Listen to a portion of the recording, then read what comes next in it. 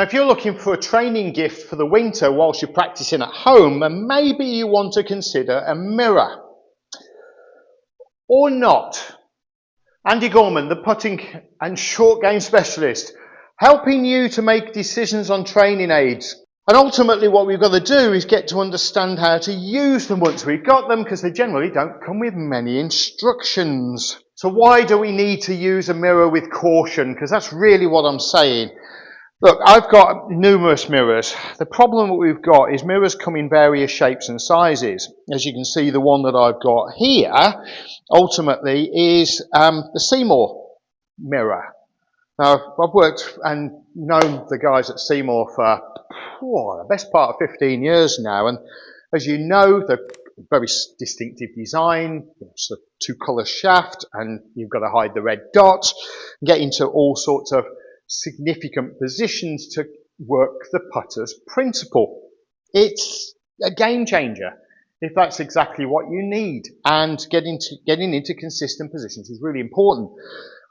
The challenge that we've got with consistent positions is, are they consistently correct? All too often folk are saying, you've got to get your eyes over the ball. Now, there are very few putting experts out there that will endorse getting your eyes over the ball.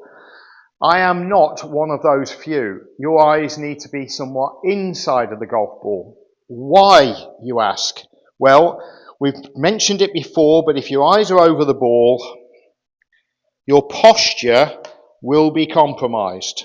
Your putter will be shorter, your shoulders will be forward of your toes, your balance will be compromised, your visual alignment of the hole will feel like the ball needs to be going a little further left than it actually is going. The putter wants to then go outside the line on the way back. Do you want me to continue? And then when we come to hit the ball, invariably the face is closed and the ball's heading down the left-hand side of the hole. Purely because we can see, or it appears that we're seeing, that the ball is a little further left of the target line. It's really obscure, it's not good posture, you can see down the line. There are too many variables or issues that we need to address when we're doing this. What we're looking for here is for eyes to be somewhat inside the putter. Alright, so here's the putter. Their head is just a little this side of the red line. The eyes are around here, just on the edge of that indentation within the mirror. So if I had a narrow mirror, this is the key to having the right mirror. If I had a narrow mirror, my eyes wouldn't be in place, and that might just cause me to compromise my balance. But essentially, when we're swinging the putter from side to side, one of the biggest influences will be the distance you stand. So if you're setting up here and your arms want to swing in that position there, guess what? You're going to take the putter outside the line. So your eyes need to be somewhat inside, but I tell you more important than where the eyes are in relation to the line, it is where your eyes are in orientation to the start line.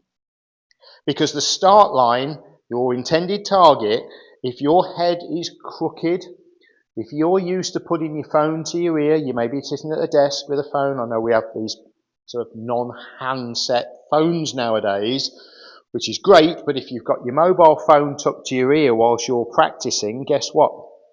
Your eyes are going to see the line going over there. You're going to observe the hole over here relative to the lines. I know I'm exaggerating. But essentially, if that's what you're doing, you're used to that, you'll end up doing something along these lines. If your eyes are too close to the ball and your hands are too far away and the arms want to swing from here, your head's crooked, wanting to go that way, your eye line and shoulders are beyond, your hands and arms want to go out here, you're then trying to do that and then trying to do this, you are in a mess.